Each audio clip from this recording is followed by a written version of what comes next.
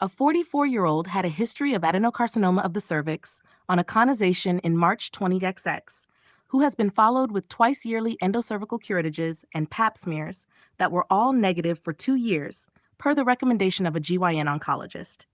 Her pap smear results from the last visit noted atypical glandular cells. In light of this, she underwent a colposcopy, and the biopsy of the normal-appearing cervix with endocervical curettage was benign. She was then given endocervical glands, and the endometrial sampling was benign. On colposcopy was benign.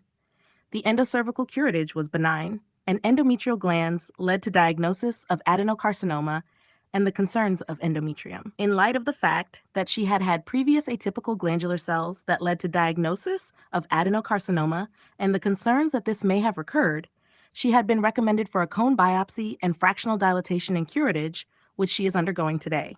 What ICD-10-CM code should be reported?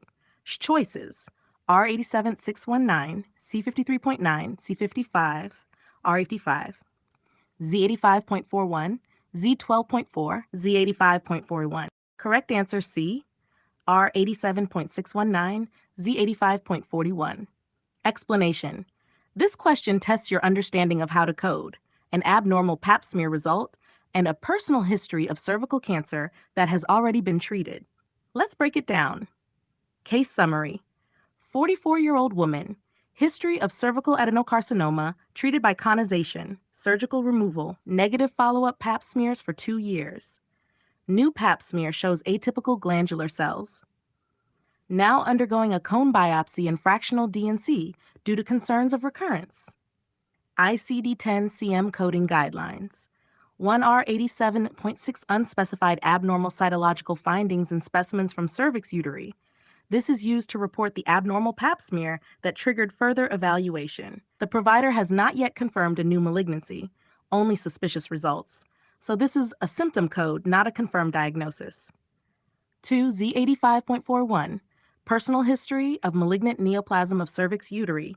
Since the cancer was treated and is no longer active, we use a personal history code rather than a current cancer code.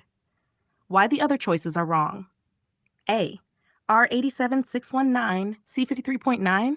C53.9 is for active cervical cancer. The patient's cancer is in the past and considered treated. B. C55 equals malignant neoplasm of uterus, part unspecified. Too vague and again implies active cancer. D. Z12.4, Z41. Z12.4, encounter for screening for malignant neoplasm of cervix. This isn't a screening visit. It's diagnostic follow-up after abnormal results. Final coding: R87.619, abnormal pap smear. Z85.41, personal history of cervical cancer.